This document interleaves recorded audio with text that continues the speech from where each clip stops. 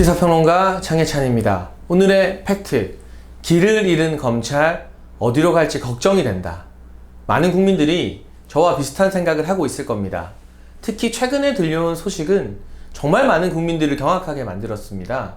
바로 검찰이 감사원에서 탈원전 감사에 착수해서 수사를 하지 않았습니까? 그런데 문제가 되는 백운규 전 산업부 장관이나 최이봉 전 청와대 비서관을 기소하지 않고 오히려 이 감사를 했던 최재형 원장에 대한 수사에 착수했다고 합니다.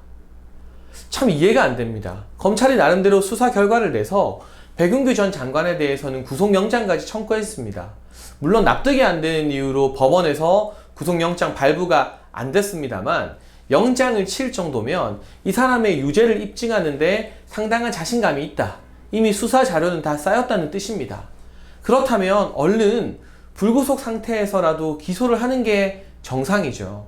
그런데 오히려 이 기소를 계속 뭉개고 김오수 검찰총장 후보자가 올 때까지 미루면서 정작 제대로 된 진실을 알리기 위해서 노력했던, 용기 있게 살아있는 권력과 맞섰던 최재형 원장에 대한 수사에 착수하다니, 이건 누가 봐도 현 정권의 심기를 거스르지 않겠다.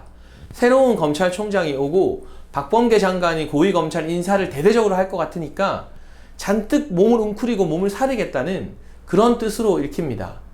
물론 최재형 원장에 대한 수사는 녹색당 등에서 수사 요청을 했다고 합니다. 고소고발이 이루어진 사건인데, 그런데 이 사건 형사부가 아니라 공공수사부에 배당이 되었습니다. 쉽게 말하면 다른 현 정권 사건은 실질적으로 힘이 조금 약하다고 평가를 받는, 이 특수수사나 정치권 수사를 많이 해보지 않은 형사부에 배당해서 수사를 시켰는데, 유독 이 최재형 원장을 수사하는 이 사건만 공공수사부, 이런 공공의 영역, 정치 수사를 많이 하는 그런 특수팀에게 맡긴 거죠. 이 의도가 무엇일까요? 제대로 한번 최재형 원장을 괴롭히겠다는 그런 보복성 정치적 의도가 너무 뻔히 보이지 않습니까? 실제로 이 원전 수사라거나 또는 김학의 전 차관 불법 출금 수사를 하고 있는 부서들 전부 다 형사부로 알려지고 있죠. 정작 훨씬 더 중요한 수사는 형사부에서 하게 하면서 최재형 원장만 공공수사부에서 하게 한다. 여기서부터 이 검찰의 의도가 느껴지는데요. 실제로 지금 조남관 차장이 검찰총장 대행역을 수행하고 있습니다.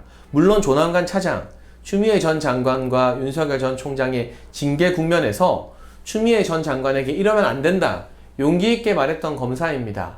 하지만 윤석열이라는 든든한 버팀목이 사라지자 본인이 대검의 이 총장 대행인 상태에서 백운규 장관이나 최이봉 전 비서관에게 기소를 하는 것에 대해서 상당한 부담을 느끼고 있다고 합니다.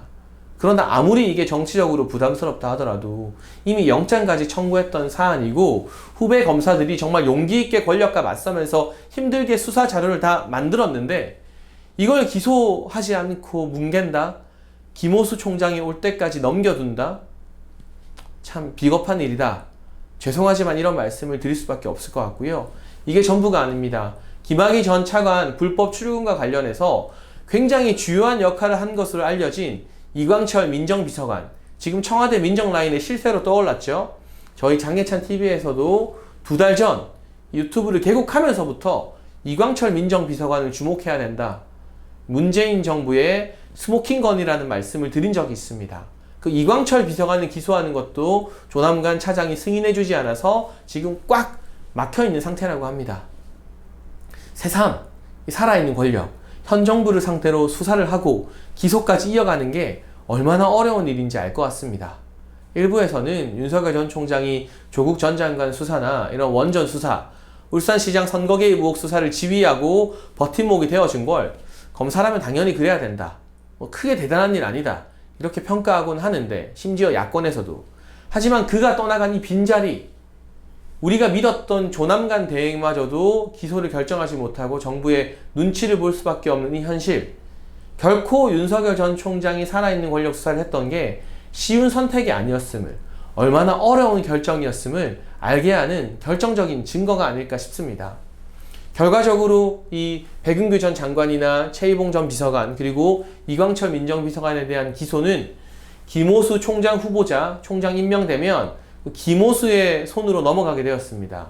아마도 기소 자체를 막을 수는 없겠지만 추가 수사를 지시하고 보완 수사를 지시하면서 시간을 끌어서 여러 가지 검찰의 길을 빼놓는다던가 그 사이에 수사를 담당했던 부서들을 그 부서의 담당 검사들을 지방으로 다 흩어서 좌천을 보내서 공소 유지, 기소를 하더라도 제대로 재판을 못하게 하는 그러한 전략을 취할 게 뻔하지 않습니까?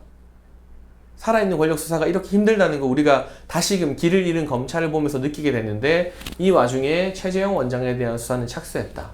물론 정치적으로 이렇게 억지로 수사를 막는 것들 그리고 최재형 원장을 수사하는 게 정권 교체를 열망하는 민심을 더 높이는 길이 되는 거라고 믿어 의심치 않습니다. 하지만 우리는 분명히 목도해야 됩니다.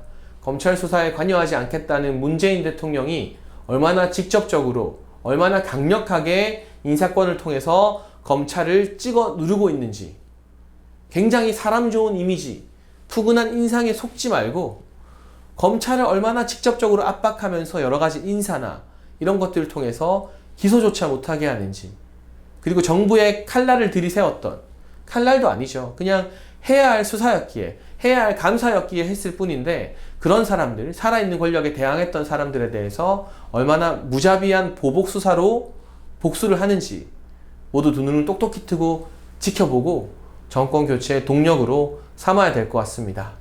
오늘의 팩트, 검찰은 길을 잃었다. 길을 잃은 검찰, 윤석열의 빈자리가 새삼 정말 크다는 게 많이 느껴집니다. 하지만 이 기록들 우리가 기억하고 있으면 정권 교체 이후에 뿔뿔이 지방으로 흩어진 용기 있는 검사들, 소신 있는 검사들 다시 중앙으로 모아서 재수사 맡길 수 있고요. 기소 제대로 하게 할 수 있고 공소유지 전담하게 할 수 있습니다. 그러니 분노하면서도 희망을 잃지 말라는 그런 말씀을 드리고 싶습니다. 그렇게 저들이 저토록 치밀하게 숨기려고 하는 진실을 다시 밝혀내는 유일한 길은 정권 교체밖에 없다는 말씀을 드리면서 전 다음 시간 또 다른 팩트로 돌아와서 여러분과 함께 싸우겠습니다.